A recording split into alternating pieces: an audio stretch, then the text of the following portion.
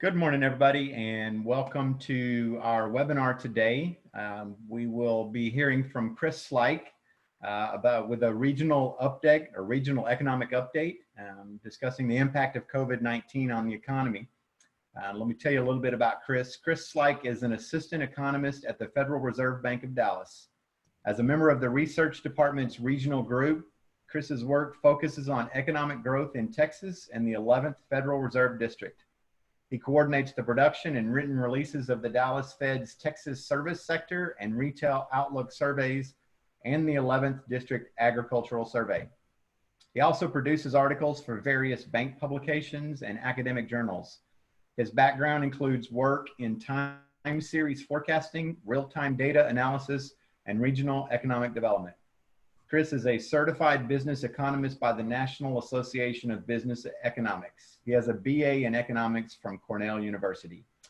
Thank you, Chris, for joining us today. We appreciate you doing this for us, and it's all yours. All right, well, thank you, and thanks to everybody on the call. So I'm going to attempt to share my screen here. I have some presentation slides, so hopefully you can all see that. So yeah, I'm just going to give an update on sort of the impacts of COVID-19 on the state and the regional economy, what we've been seeing so far, and a little bit about what we might be seeing going forward. So obviously it's been an interesting few months, to put it charitably, and especially as an economist, this has been a very unusual recession, in the sense that it happened very quickly, and there's very sort of external shock, which we haven't seen we don't typically see in recessions. Typically we see sort of a gradual plateauing in business activity and then a slump, whereas this hit very quickly to the point that the typical economic indicators that we look at really weren't suited to keep up with just the rapid pace of decline that we saw in activity, particularly in March and April, as well as the beginnings of recovery that we saw in May, and even now, some of the data that I'll show you is weekly and daily, and even that is probably out of date as of this morning. So certainly, I'll give you some projections about what we expect to see on the jobs front in Texas, but that's very subject to revision based on the containment of the virus, as well as sort of how the aftershocks of the initial decline play out in the economy. So with that, I'll get us started. Before I go any further, I'll just reiterate that these are my own views and don't necessarily reflect the official positions of the Dallas Fed or the Federal Reserve System. So first, let's start at the state level. As you all probably know, there's a very sharp contraction in activity in Texas, which began in mid-March and continued on through April, and in some areas of the economy has continued on through today. In other areas, we've started to see some recovery, but it's a very unprecedented decline, as I said, which makes it difficult to kind of get a grip on where we are in the business cycle. But the jobs data, which we rely on quite a bit at the Dallas Fed, does show signs of a recovery, budding recovery in May. Other indicators suggest that we have through June suggest that that was also a reasonably good month. There are some concerning signs that towards the end of June and sort of beginning into July that we've seen things slow down again, largely due to the sharp uptick in COVID infection rates. So, and that's, I'm not going to pretend to be an epidemiologist and say that I know how that's going to play out. But I'll show you what we do know based on the data we have and what we might expect, but obviously that is an area that would be better suited for a virologist, which I am not, and I won't pretend to be. So in terms of what we have seen in the monthly activity, it does appear that Texas and the DFW area in particular have been doing reasonably well compared to the national average. Now, that's not to say that things are good. We did see a sharp decline as with the nation, but it wasn't quite as steep, and the recovery has been a little bit more rapid so far. Now, as I said, that may change going forward, but that remains to be seen. And of course, the even excluding the potential second wave of the virus, this was a very dramatic shock to the economy. So there are going to be likely quite a few aftershocks that'll take some time to unwind. So that on that front also remains to be seen to what extent that may be a headwind to an economic recovery. But so overall, our picture is for some growth in going into the second half of the year after a very stark decline in the second quarter. But there is quite a bit of uncertainty, as I said. So just to give you a sense of the scale of the decline, this is a chart of job growth from February to April. So broadly, employment peaked for all the states in February, and then March we started to see a decline, and April is where we really saw the bulk of the decline. But these are very very shocking numbers. As sort of a data analyst, you might think that there's some kind of error here, but nationally we saw over a 15% decline in jobs. In Texas, it was a little bit better at around 12%, a little over 12%, but that's still that's millions and millions of jobs, and so it's just very very shocking. You can see that we did fare a little bit better than the national average here in Texas, and most of the job losses up through April were concentrated in the Midwest and the Northeast, particularly in states that saw that were either saw a lot more cases or were very dependent on sort of face-to-face industries like leisure and hospitality. So you can see that like Nevada is third from the bottom. Obviously, areas like Las Vegas that depend a lot on tourism got hit particularly hard. So switching from April to May, which is the latest data that we have, we saw a rather broad-based recovery. There's still Washington, D.C. and Hawaii continue to see job loss, but aside from that, we did see recovery, quite sharp recovery across the states, nowhere near enough to make up the ground that was lost in March and April, but at least a good sign that things are starting to turn around potentially. And again, here you can see that Texas outperformed the national average by a little bit, adding around just over 2% in jobs. And typically we look at annualized numbers.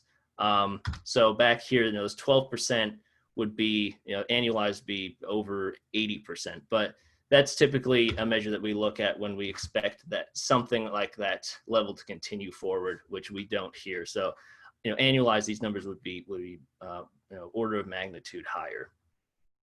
But so as I said, this is at least a good sign that things are starting to move in the right direction. If we look across industries here, we can see that Texas, did a little bit better overall. In the sense, we didn't lose as many jobs, with some exceptions. One being oil and gas. Obviously, Texas is a little heavier on the oil and gas side than the national average. So that's going to be a bigger headwind here. And in terms of the job losses, we saw a little bit worse performance there. You can see it at the end here, but besides that, we generally did a little bit better across most of the industries. So you can see here that leisure and hospitality really bore the brunt of this decline. That's restaurants, that's hotels, that's anything, a lot of the tourism related industries. Many of those were just forced to close either by mandate or just from a demand totally drying up over those few months. But we did also see, and I'll show that in the next slide, that that is also the area where we saw the biggest rebound going into May. But you can see that this, whereas going into this, into a lot of these lockdowns, the expectation was that a lot of these industries that require face-to-face contact were going to be hit, but it wasn't clear that other industries that could switch to a lot of working from home or other kind of alternate work arrangements may not have been hit. But this makes it pretty clear that this was a rather broad-based decline. The only exception, you can see financial activities didn't do so badly. And there we actually saw, it's very uneven, but in some areas we actually saw a sharp increase in hiring. And a lot of that is because of low interest rates. So there's a lot of refinancing activity, like mortgage refinancing and new mortgages, as well as a lot of these PPP loans, which required some financial institutions to actually hire more people to help process those. But other than that, you can see that it was quite broad-based decline. And then if we look at just hiring in May, that as I said, leisure and hospitality saw a big surge in hiring, or rehiring, I should say. But again, this is not nearly enough to make up the lost ground in the prior 2 months. And you can see that generally hiring was broad-based, with, again, the exception of oil and gas, and then government. And a lot of that was state and local furloughs that were continuing. So that's an area that with especially with sales tax revenues drying up and things like that, we were seeing sort of continued vulnerability. And I think that, but you can see that overall the rebound was fairly it was concentrated in leisure and hospitality, but across the board, with those two exceptions, we saw those industries adding jobs. So turning to a little more recent data. So our at the Dallas Fed, we run these monthly Texas Business Outlook surveys, which is split up between a manufacturing component, which we call here TMOS, and a service sector component, which is TSOS. And so you can see in the TMOS in red and TSOS in blue. And these are our headline indices. So we ask, and the way this is structured, it's measuring the change in activity. So for TMOS, we look at production, and when we ask our firm, our respondents, we ask, has your firm increased production since last month, decreased production since last month, or has production been flat? And we take the share that say increase and subtract out the share that say decrease. So this is a net change measure. So anything above 0 indicates growth. Anything below indicates a contraction. And so you can see, just focusing on TMOS, that we saw a very steep decline in May and April, and even into, March and April, and even into May.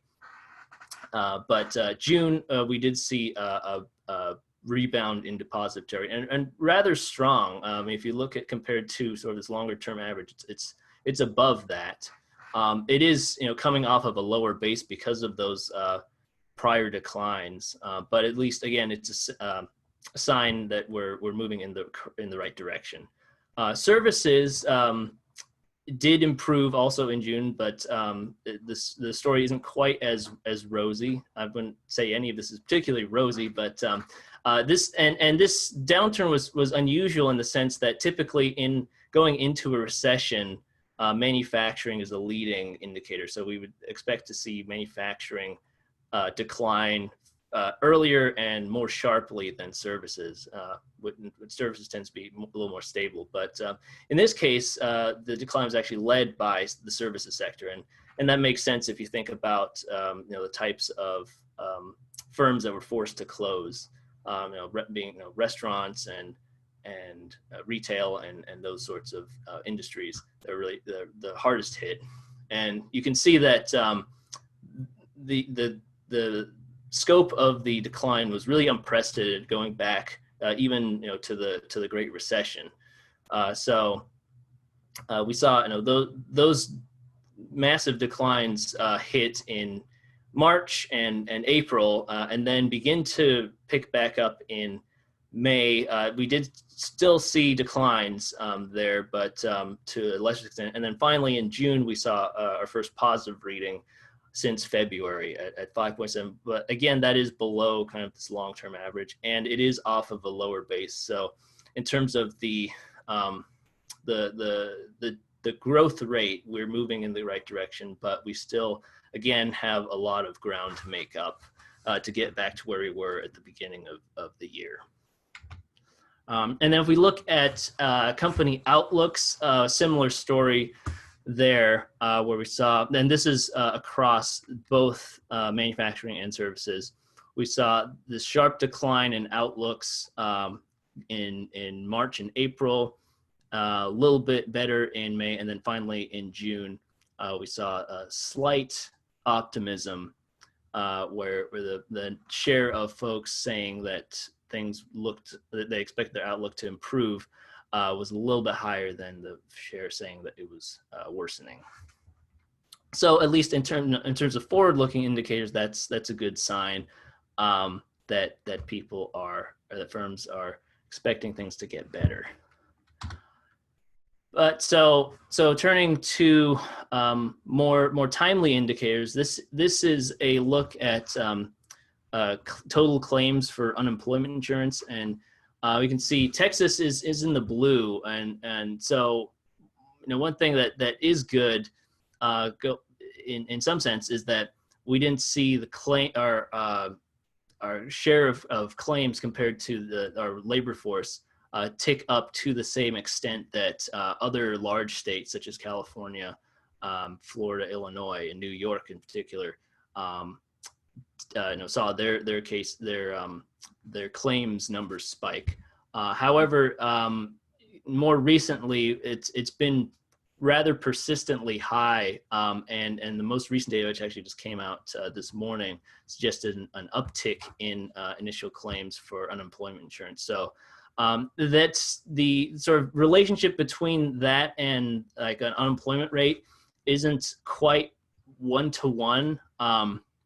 So it doesn't necessarily mean that our unemployment rate is going up, but it's certainly not a good sign. We would prefer that we would see this continue to trend down if that's a sign that people are returning to work and rolling off of unemployment claims. But as of now, we aren't really seeing that happen yet. Also, a little more concerning in the more recent data. This is from data from OpenTable, and so look at restaurant reservations, and we have this broken out both for the U.S., for Texas, and then for the 4 major metropolitan areas. And so you can see that in Texas, broadly speaking, these measures peaked to around at the state level about sort of 50% of where we were in terms of reservations in the beginning of the year. And then we saw it trend down, and really it's been sort of stubbornly kind of at this 60% level, 60% below normal, and in metros we've seen it trend down even more. So and this is just a quick snapshot of where we see restaurant activity, and obviously if it's going down, that's not a good sign going forward. And as you might expect, a lot of that probably has to do with this. So this is a just a look at the rolling 7-day average of COVID-19 cases and deaths in Texas. You can see that it really started spiking mid-June and has just continued to go up to quite alarming levels. And the death rate, which was relatively stable, has started to creep up as well. So and coinciding with that, we also, at the Dallas Fed, we produce this mobility and engagement index, which looks at just movement and activity, movement of people. And we can see that, that cratered with the wide adoption of stay-at-home orders across the state, and it had gradually been picking back up, but really plateaued also in mid-June and has started to come down. As well as this red line, which is home base data, which is this firm that helps keep track of hours worked at firms. And you can see that also sort of plateaued and has started to trend down. So all, putting it all together, it's just a sign that, and even before sort of the reversal of some of the openings in the state, with now restaurants having to scale back from 75% capacity to 50% capacity and bars being closed. Even prior to that, which took place, I think it was last week. We're seeing that, just the fact that infections are trending up is going to scare a lot of people and keep them at home, or keep them at least from engaging publicly to the extent that they might have were that not such a risk. So this is really the big concern and the headwind going into the second half of the year. If we see infections continue to trend up, that's going to continue to put downward pressure on economic activity, on mobility, and it's just going to be a big issue for sustained recovery. So that's a little bit about Texas. Let me go to DFW specifically. It's really a similar story with the data that we have so far. On the job growth front, we've seen broad-based declines. Some differing areas. Again, financial activities we've seen a little bit of growth year to date, which for DFW in particular is good, because that is a larger share of employment here compared to the state level. But again, leisure and hospitality really bearing the brunt of the decline, faring a little bit better than the state average. If I were to go back, I think it's around 40% for the state, and here it's 30%. But again, still very, very steep declines. We're talking, hundreds of thousands of jobs in the Metroplex that we still have to recover to get back to where we were at the beginning of the year. Looking at unemployment rates, so here you can see that Texas is doing a little bit better than the U.S., but still we're at an unprecedented unemployment rate.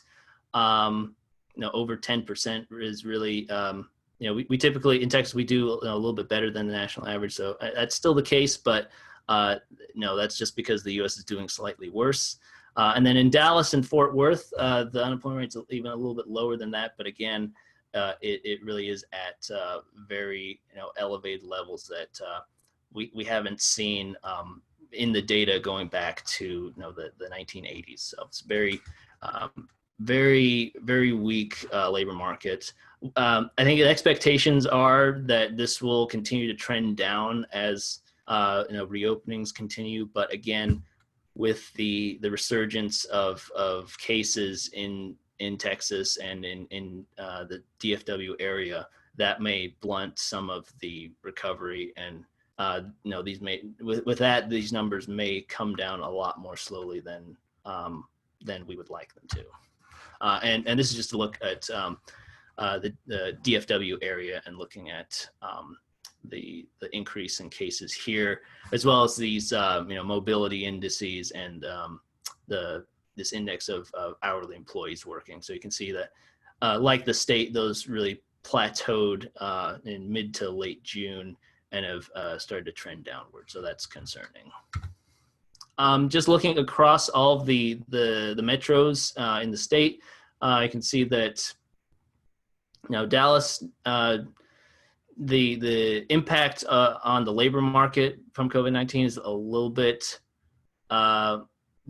better in Dallas, about the state average in Fort Worth. Again, these are unprecedented numbers. This is again number of claims, jobless claims per 1,000 workers. So, in Dallas is 13.4% of all the entire labor force in Dallas filed for unemployment. So not good.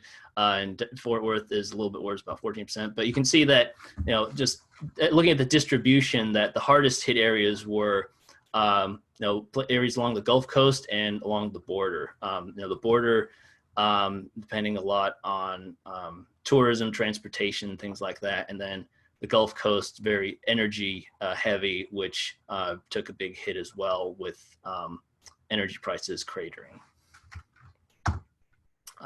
One thing that is an advantage in DFW is that compared to the state is that we do have a slightly higher percentage of our labor force that can work remotely. So this is a study that was done by one of our economists looking at those shares, and nationally it's just under 40%. In Texas, it's a little bit lower, about 37%. But if you look at the metros, you can see that DFW is at 42%, so a little bit better. Austin, as you might expect, being a big tech hub, is the highest of the major metros at almost 50%. But obviously something that's concerning is the income distribution. So higher income jobs tend to be more focused on, or at least utilizing technology. So the share there is very high, but for lower income positions, that tends to not be the case. And so those are the jobs that aren't able to be done from home, which puts them at risk of either layoffs or, for those individuals that continue to go, risks of infection. Just a quick look at construction, residential construction, and these are permits.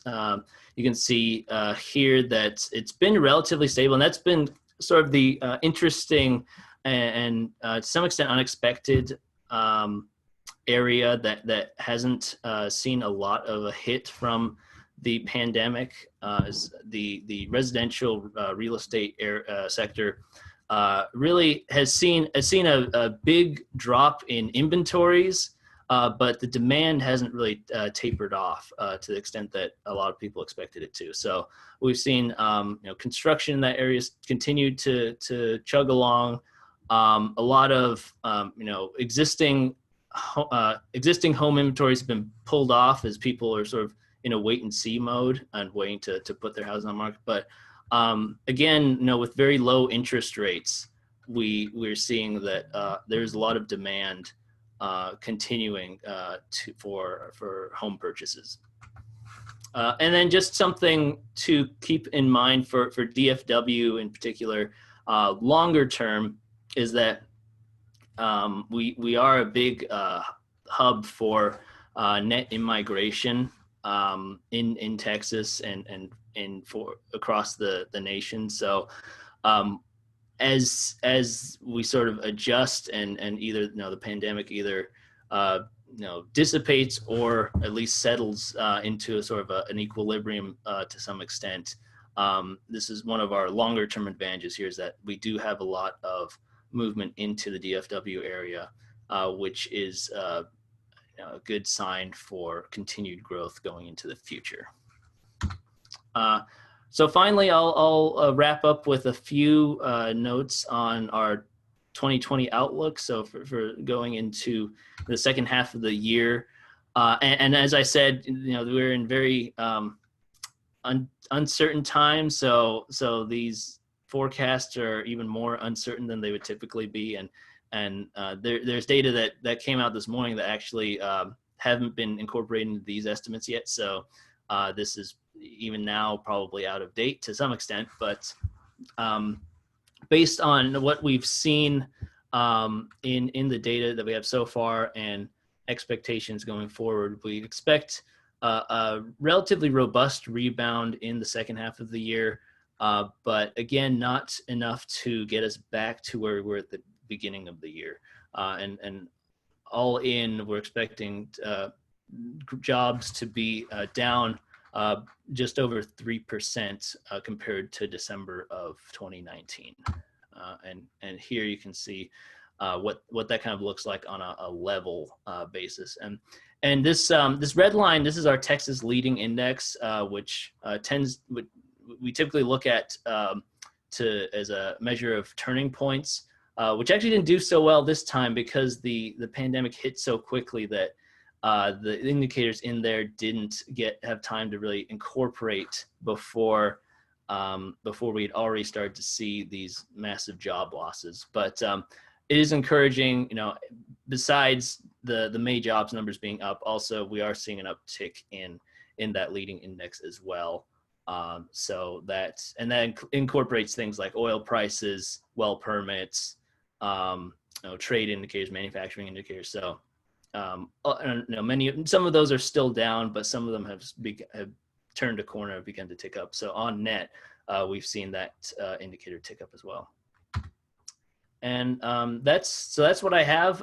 Just in summary, this pandemic has really been atypical in terms of its impact on the economy compared to a typical recession, which makes it particularly difficult to forecast how it plays out going into the second half. But we do expect activity to on net continue to rebound, but the big caveat there is how the trajectory of the virus plays out. And if we do see the continued uptick in cases and hospitalizations in particular, that could be a significant headwind to a sort of a more robust recovery. And then specific to Texas as well is the impact of the energy sector, which took a big hit due to the pandemic and isn't looking likely to make any kind of rapid recovery in the second half. So in all likelihood, that will continue to be a drag going into the second half of the year. And then for DFW, things are looking moderately better in the short term compared to Texas, and then as well as in the long term. Generally there are a lot of advantages to this region. So I'll stop there. I guess I can take any questions if I can. Thank you, Chris. There are a couple of questions that were in the chat. I'll start with the first one was from Dana. Will the slides be available? Will you be able to send those slides to us that we can share with everyone on the call? Yes. So I can make sure those slides are made available to you all. Awesome, perfect. Parker had a question, and it was referring to a specific chart, but he said this chart shows that for several months we had massive declines which accumulate, and in June we had a small increase. Is that correct? Okay, let me take a look. So was that for the surveys, like one of these? Parker, do you remember which? I unmuted you. Yeah, it was the one, maybe the one up above that. Yeah, the business outlook. That's the one. Oh, the outlook. Okay. Yeah. Yeah, that one. The one right before that, I think. Oh, this one. Yeah. Okay. Like it kind of cute. Yeah, maybe you can talk maybe a little bit more about that. That it's even though it's above that zero line for June, we're still net way below the line. Is that how you read that? That's correct. So this is, as I said, this is a measure of basically growth or change. So if you think, we were at, if we were here we declined down to here, and then we've ticked back up, but we're still off by some significant amount. So this just like I said, measures those month-to-month changes. So. Okay. Don asked on slide 11 about unemployment claims. Are these numbers impacted by the delay of people being able to get their claims processed? Yeah, that's a great question. And the short answer is yes. And I know in Texas in particular and some other states, that's been a particularly large problem of, folks like just the state, workforce agencies being totally overwhelmed with the volume of claims. I know that was a big problem in Texas. So yes, that is an issue. I don't believe, I mean, I haven't heard as much about it being an issue in the last month, but I do know early on, a lot of these unemployment claims were being filed or attempted to be filed back sort of in this period in sort of late March, early April, and they didn't get processed for at least a number of weeks. So if we were to sort of look at the when people were trying to get their claims filed, the distribution would be shifted a lot more towards this time period here in March and April. And I think that there was quite a bit of a backlog for some time going even into May. But so I don't know if that's to what extent that's still the case. It may be. I don't have a lot of information on that. But yes, definitely at the sort of in the first months of the pandemic, that was a huge problem. Great, thank you, Chris.